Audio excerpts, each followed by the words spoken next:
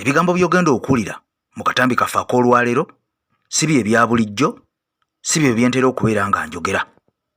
Akatambi kano katiisa era kalimu ebigambo ebikanga. Bw'obanga olina obuzibu n'omutima oba obulwadde obw'engeri bw'etyo ng'eyo, osobola okubeera nga akatambi kano munnange okeesonyiwa.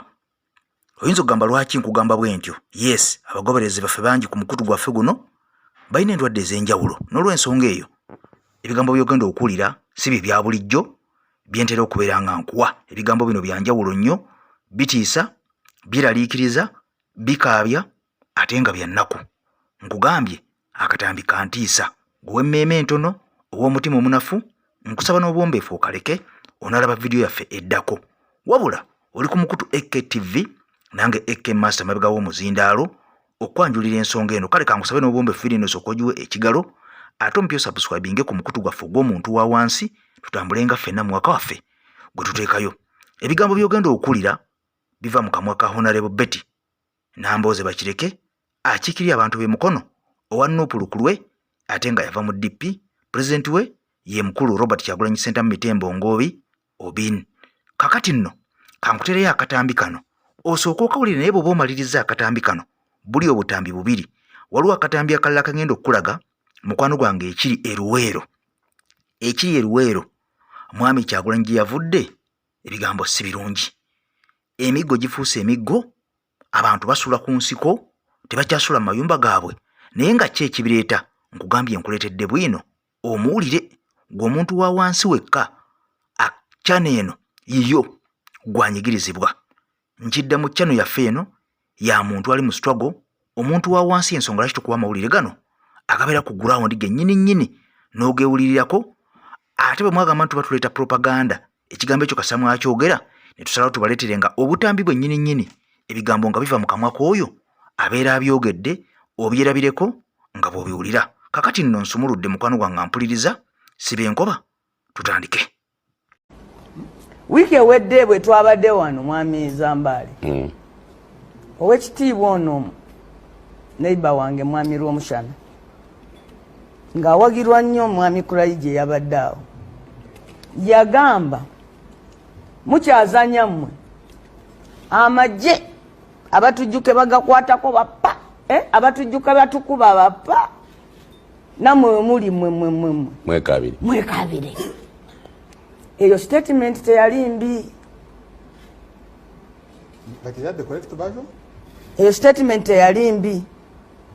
Nene statement embi ennyo yeyo omuntu agamba nti banange we banzita muwoleranga eggwanga ku lwange.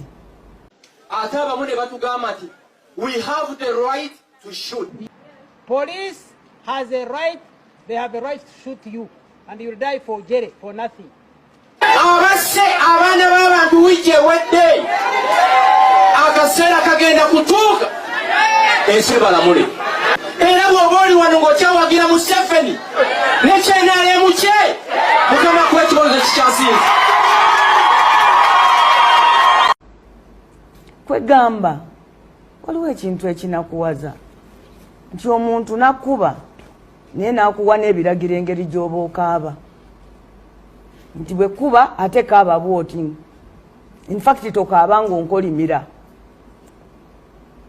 Ebigambo ebyokwogera ku bannayuganda n'amawanga gaabwe, ennyonyi enkulu yeeyigiriza ento okubuuka.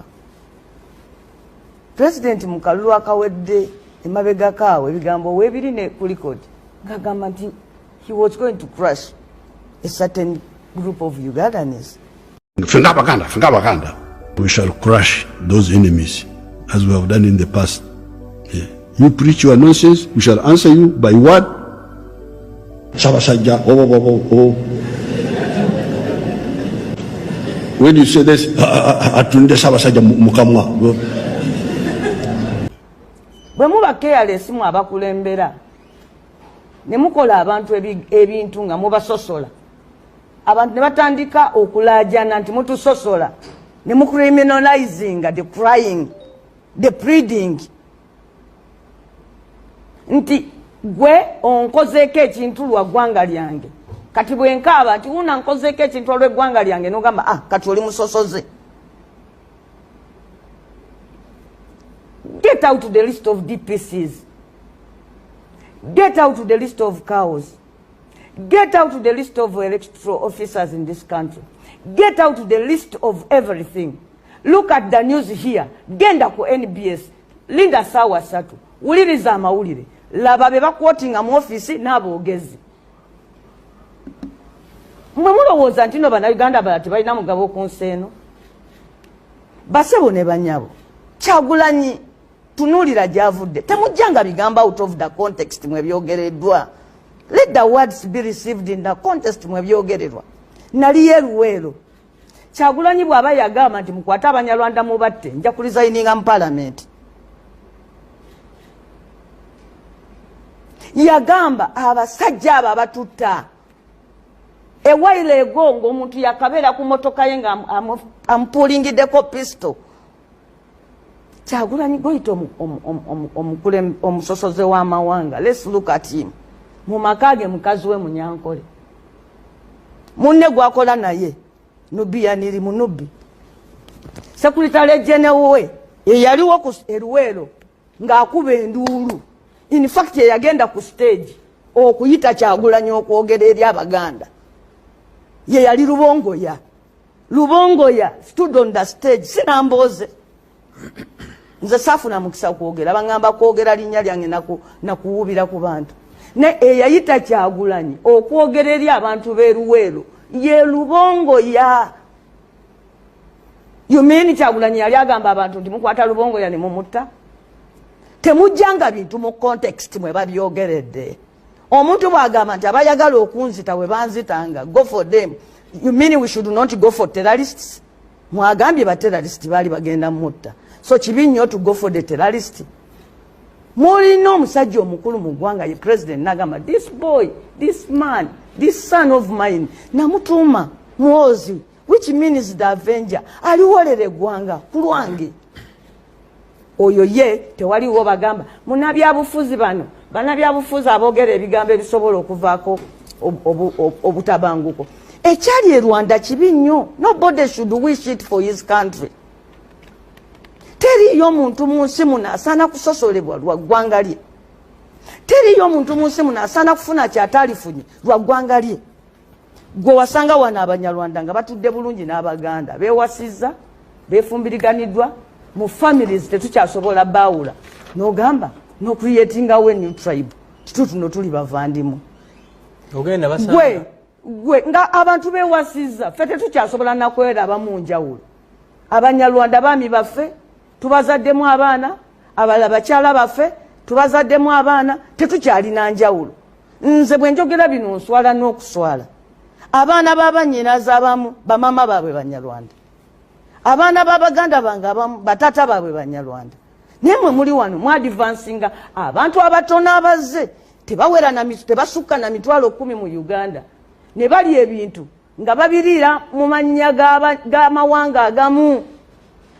Omusajja omu Omunyankole yaŋŋamba nti mwe Bannambooze bababba kalulu. Naye nze sirina na right to vote. Ntuuka kalulu nga bantiikingidde dda. They select for me. My job is to carry the vote nenjiteeka mu box. Waliwo Omunyankole wano akeera ne bagenda bamuwa nti no Bunyankole allowance nti kwatayo allowance munnange oli Munyankole. Twagala kwogera ki ekibuzizza emirimu mu Uganda. Abanyankole babeere ku mirimu gye baliko. Naye lwaki ab'amawanga amalala tebasobola gifuna? Twagala kwogera ku unemployment. Ffe twasuseewo awo we mwogerera. Naye omuntu bw'agenda e Busoga ayogera nga Musoga. Ayogera eri abantu b'e Busoga. Omuntu bw'agenda West Nile ayogera eri abantu b'e West Nile. Mulowooza Kyagulanyi bwe yagenda Embalala abantu tebakuŋŋaana. Teyayogera gye bali. Yagenda nabaga nti ekindeese wano Banyankole kubavuma muve waffe. Yajogererayo era abantu baasanyuka. He went to Luweero and addressed the people of Luweero. Tumanyi bulungi nnyo population eri Luweero. Tumanyi n'okuba nti nno amagombolola agamu ne districts ezimu ez'Eruweero population bantu bagwanga ki. N'olwekyo kiriwo ekiti bannayuganda ng'okubira ngenda kukwatufa zejjagala mu speech gyefunye agamba okuleeta okureactinga okwogera ku bino byonna agamba bwe yali mu Eastern bamugamba nti Abaganda mwe mwaleeta President Museveni era mwe basinze okukozesa okunyigiriza bannamwe then n'atandika okureactinga ku speech. Ekyo kibi. Mwami Museveni tetwamuleeta. Yakategeera kakati nti no tetuli ba tribe emu. Kambabuulire abakulembeze bwe bajja abamu ne bafuuka nti tebakyalina kye batunda. Bagulikako abantu ne batandika badividinga. Ampuliriza, ulira. Kakati ng'omaze okubeera nga owulira ebigambo bya Honorable Betty Nambooze nga bwe nakunnyonnyodde nti ow'emmeeme eno n'ow'omutima omunafu ebigambo bino bireke. Vidiyo eno ey'olwaleero ejjudde maziga, ejjudde ntiisa, ejjudde kweraliikirira. Kakati ebigambo by'eruweero nga President Kyagulanyi Ssentamu Mitembo yakabeera okumala nga yakavaayo n'ayogerako n'abantu b'eruweero n'aggulawo offices eza National Unity Platform wali eruweero era n'akubalaale ey'amaanyi ennyo mu tawuni wali ekasana ku kisaawe. Kakati ebigambo abantu beeno byongedde okubaddugalira, byongedde okubeera nga biboononekera. Ebigambo bifuuse makaayi, bibafuukidde ebitukula makaayi byazaalira ku nsiko. Abantu bano ampuliriza basobole n'okubeera nga bakuba olukuŋŋaana era bano ne bayita ne leaders of opposition amanyiddwa nga Honorable Mathias Mpuuga ng'ebigambo biboononekedde. Basula batunula, basula bakaaba, tebakyasula mu mayumba gaabwe, baliira ku nsiko. Anti emiggo baana baliwo nga babakuba be baani abakuuma ddembe bennyini abandi bakuumye ate be babakkako ne babakuba emiggo egyakaleekereeke buli lunaku olukya, buli lunaku oluziba. Ebyo nno ng'obitadde ku mabbali tebakoma ku kubakuba miggo gyokka wabula n'okubasengula ku bibanja byabwe n'amataka gaabwe kifuba, wadde nga bano babeera tebabitunze kyokka ng'ate ababasengulako oba ababagobako bebo bennyini abandi bayambye okubeera ng'ate babakuumira ku bibanja ebyo kubanga be bakuuma ddembe. Kankutwale mu mboozi eno osooka ogyewulirireko ow'amaziga gategeke okabe nga bukyali naddala ggwe bw'obanga olina omuntu ali mu bitundu byeyo ebigambo si birungi, maziga meereere. Omupoliisi gwe tubadde naye alwanirira abantu bamukozeeko olukwesikwesi ne bamukyusa. Kali tufuna obuzibu atubba yeruta ngambwa, CID ava Kisolo, DPC twazadye, Deputy RDC kaberuka kugamba ogenda n'oddukira eyandikuyambye n'ogamba nga bonna Bafalansa kugamba tulina obuzibu tusaba otuyamba. Ebigambo bingi nnyo naye abantu bano boolaba nkakasa n'abasibye omutima ne bajja wano ekiro tebagenda kusula mu nnyumba. Twalina Mr. Ochen yava mu State House eyo n'ajja n'atuyambako n'ateekawo embeera n'aleeta government surveyor okuva Entebbe n'akola alipoota ng'ava mu State House Land Division n'akola alipoota n'akola okunoonyereza era bintu eky'omukisa omubi nti omwami yafa bino byazuula ebikwatagana ku ttaka lino kubulako government survey report saasobodde kujja nayo naye ngenda kulwana nnyo ngikwase abakulu bano bagituuse mu ofiisi yo naye okuyambibwa kwaffe kutono. Ffe tulinga abali mu Uganda ey'enjawulo. Security ya district eno yali ddiiru Minisitule Kyenyi n'agigwamu bwe bamanya nti yafa ne bakomawo. Mukama wange ow'ekitiibwa tusaba mmanyi olina obusobozi obutuukirira IDP mutuyambe ku DPC CID wezirooli ayogera kyereti muliemu n'akola lino ettaka tujja kulitwala.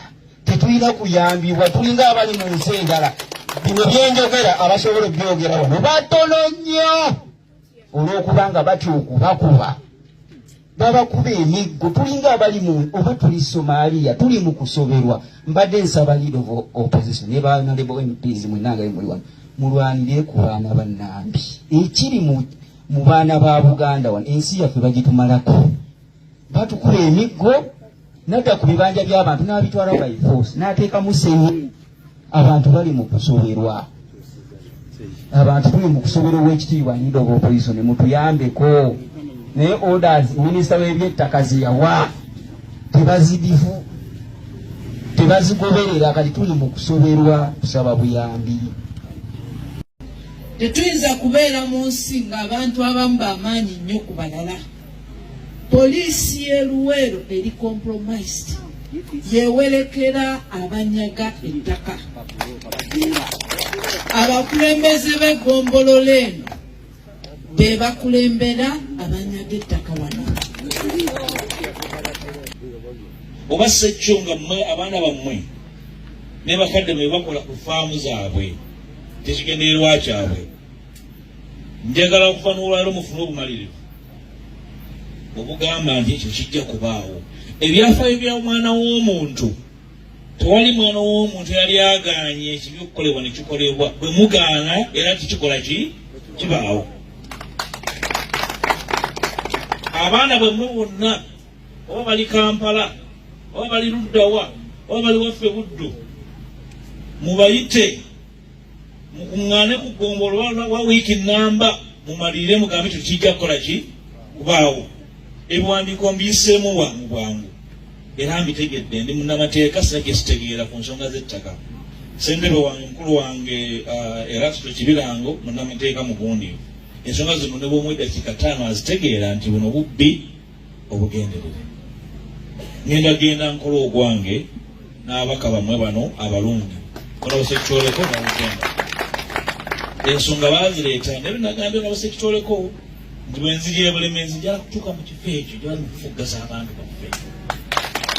Nina okutuukawo ntegeere ddala ani oyo akola ekyo. N'abagoba muggyeko amaaso mukazi wattu naye atambula butambuzi anoonya kyakulya tamanyi nakigera talina kyasobola kukola, kubanga ababbi b'ettaka baagala bafugala kubafufuggaza. N'abagoba mukozi waabwe bamugamba nti eraawo era ajja kwerawo, bamugamba nti siimuulaawo ajja kusiimuulawo. Abantu ba Buganda bwe muteefunge ne mugamba nti bino tubigaanye. Bwe ŋŋamba abantu ba Buganda ntegeeza abantu ba Kabaka, Abaganda, Abanyolo, Abanyarwanda, Abakiga, kubanga Buganda Kabaka kalera baana. Kino kitundu kyokka ekikuŋŋaanya buli muntu ekimukuuma. Kakati abo beesomye okusaanyawo ennono eyo basseewo ennono y'abamukwata mundu, tulina ogigaana ffe n'abaana baffe n'abazzukulu. Ebimu ku bintu Pulezidenti waffe Robert Kyagulanyi Ssentamu Mitembo byalwanirira byebyo: obwenkanya, omwavu takyalina kake, omunaku takyalina waayegeka luba, bagobwa ku ttaka, basula bweru, bakubwa n'emiggo, naye nga bano be bannannyini bibanja era be baasangibwawo bakaawo kadda. Kyokka nga kikulaga nti omuntu abagoba ate yoyo yennyini eyandisobodde okubeera nga abawa obukuumi, eyandisobodde okubeera nga ababudaabuda basobole okubeera nga bawangaalira mu bibanja byabwe oba mu ttaka lyabwe.